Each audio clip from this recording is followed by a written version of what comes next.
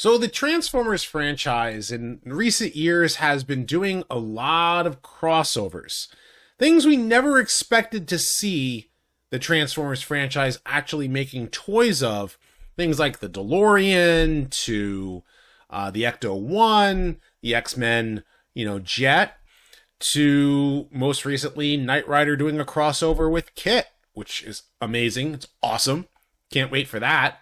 But I never expected this type of crossover with the King of the Monsters himself getting a crossover with Transformers. This is something interesting to talk about. I'm also going to talk to you guys today about the replacement for Transformers Earthspark and what the future looks like for the Transformers franchise as a whole. So sit back, relax, make sure you subscribe to the channel, and let's transform and roll out.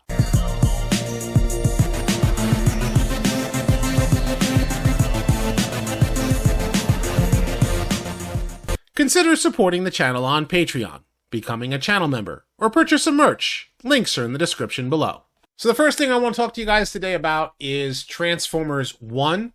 It comes out next month, and a lot of folks have, including myself, have had mixed opinions about it going into it. And from what all of the reactions to all the folks who have gone to early screenings, whether it be in California, for me, it would have been 4 hours away in Miami or 4 hours away in Atlanta, and I wouldn't have been able to actually go that far to go see the movie. But I'll wait until the release weekend. But a lot of the responses have been positive, so I'm hoping the movie is good. We'll see. But the casting choices that they've done, they've used a lot of well-known actors to try and utilize their marquee value to bring the movie forward. But I think that the movie is probably going to be fun for not only older fans but newer fans alike. That's what they're going for.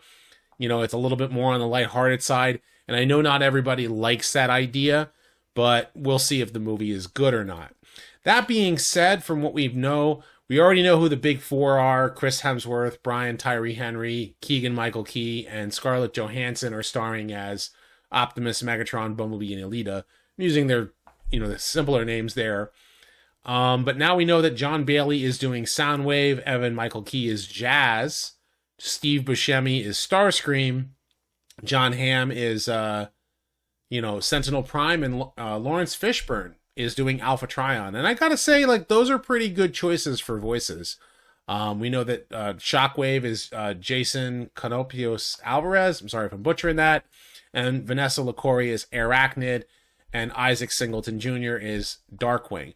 I think they're good choices for voice acting, but what I'm hoping is that this movie is able to bring the older and the newer fan alike, because the franchise needs it. It really does need something that could bring in new fans and keep the older fans interested. And I think that's where they're going with this movie, and I've heard a lot of positive reactions.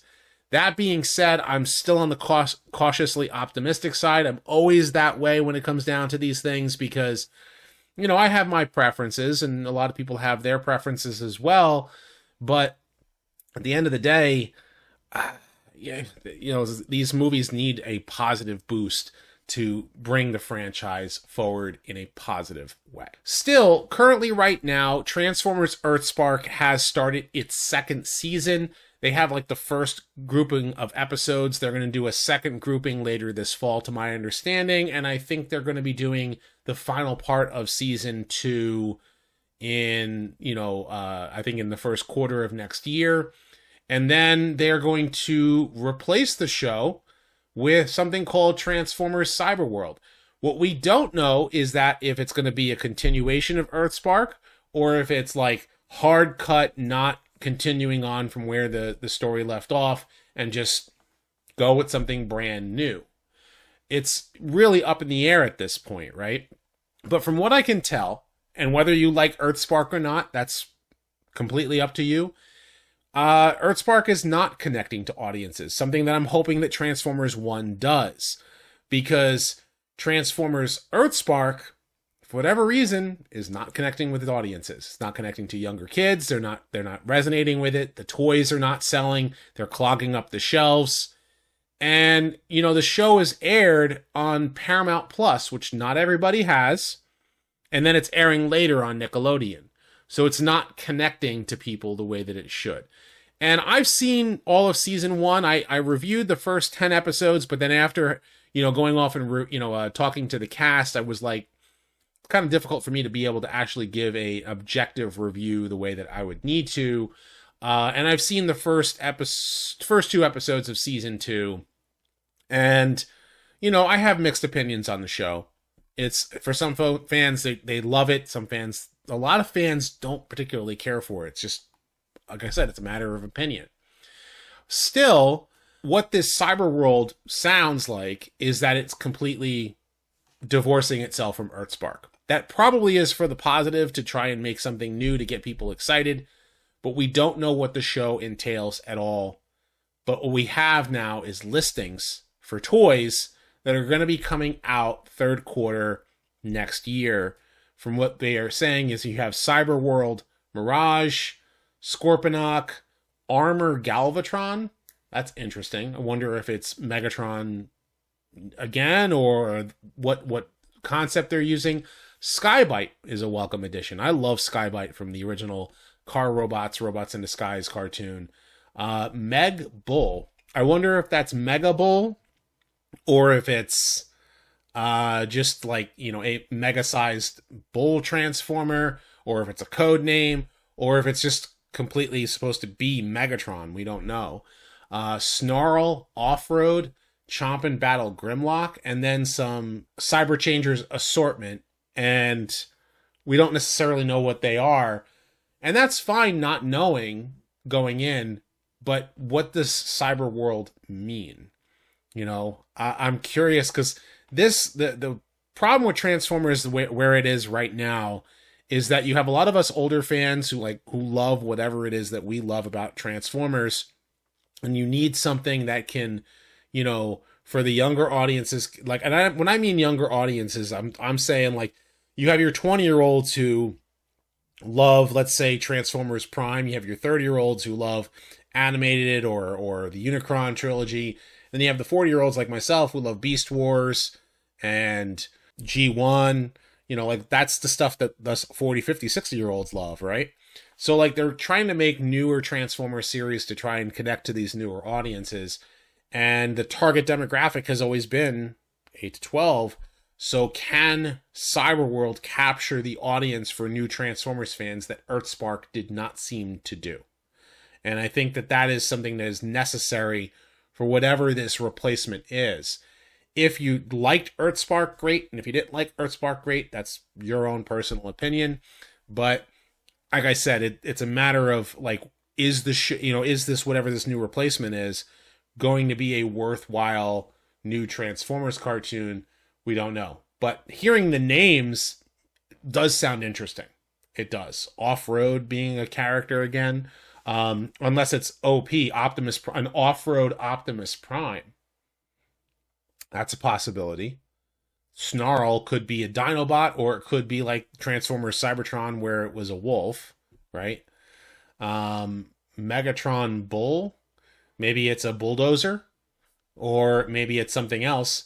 Skybite, very interesting. But here's the thing, like, if you're going to do Megatron and then you're going to do Galvatron, like, what is the story behind that? Is, like, Megatron in, like, the first episode and then he becomes Galvatron? Don't know. Mirage being an interesting name. Maybe it's coming off of Rise of the Beast. Maybe it's in part of that continuity.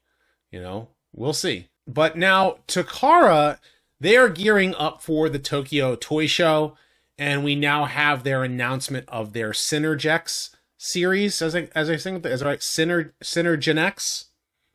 It's like Synergy. I think it was a couple of different names that they used to, like, connect things together. They're doing a Zoids Transformer, mixing with Diaclone, so it's going to be a Diaclone pilot that can pilot this, Zoid figure, and will turn into Optimus Prime. Cool sounding crossover. There's other crossovers as well. You have Macross. I'm curious if that's going to be Jetfire. That would be awesome. Or if it was that would be really cool. If they actually did the old Macross Valkyrie, you know, with the skull and crossbones and everything, or if it was just, you know, original G1 Jetfire done as a Transformer again for Macross, doing a crossover, but can only be released in Japan because, you know, Harmony Gold is going to have their field day. And then Monster Hunter? Interesting. But the one that's got a lot of us fans kind of... Oh man, I have seen the discourse all day today. I have been, you know, was checking it out. I wasn't home today.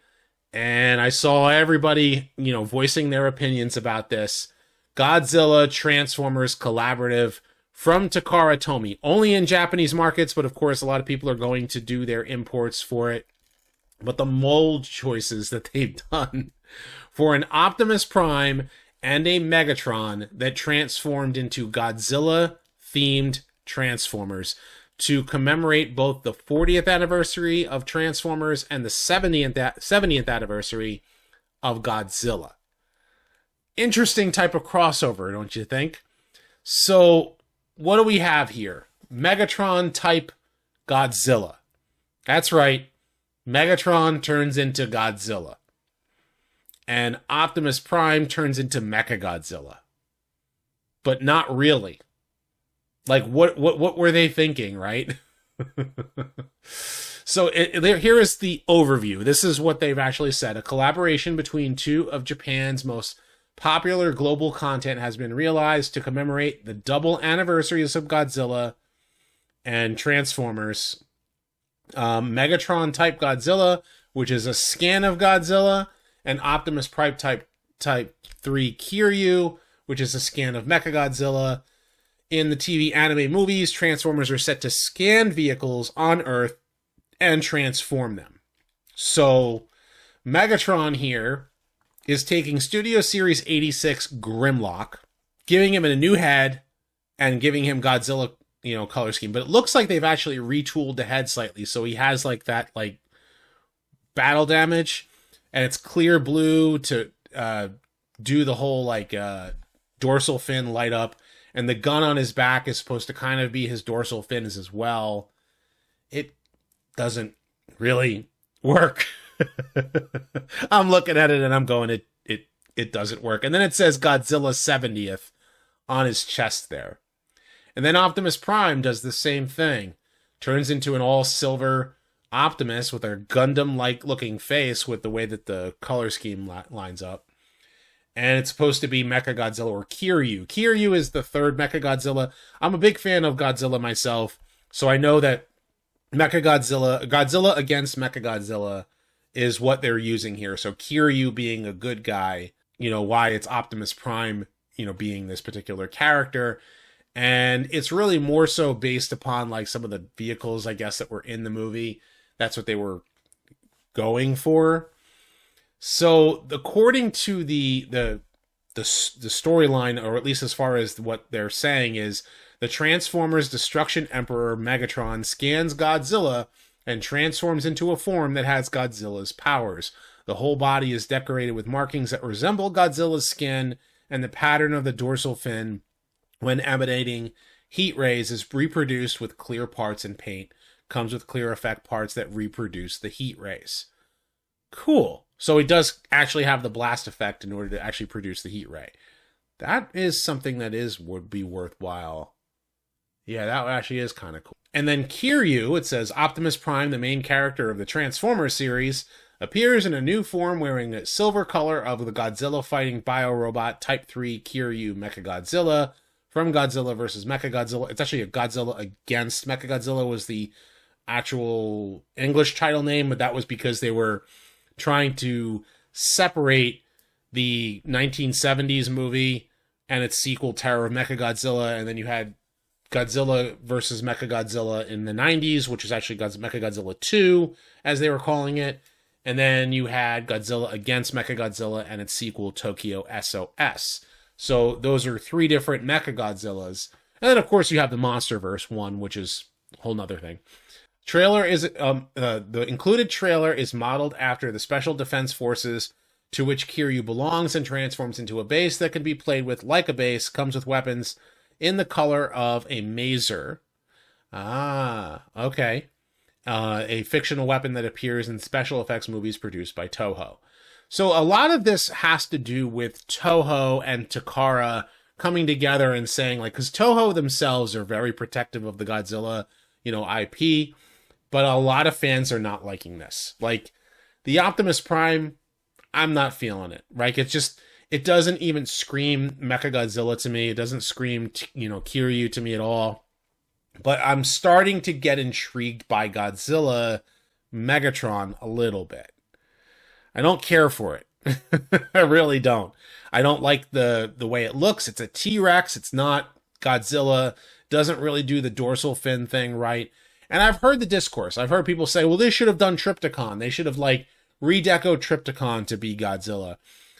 I don't necessarily think there would be as many fans willing to pay $250 or $300 to get a Trypticon that was colored like Godzilla or Mechagodzilla. I don't think that fans would have spent that kind of money for it. I mean, granted, some are, but it wouldn't have sold as well. And I think that's the problem. I mean, I do want them to reissue Trypticon. That would be nice. But, for this type of crossover to have something, they should have done something that either use maybe the Megatron mold from Kingdom or something that would have looked a little bit more like Godzilla. But I guess for what they're going for here, I understand it. I don't think it services him. It's basically just a billboard advertisement for Godzilla's 70th anniversary. That's really all that it is for both of them.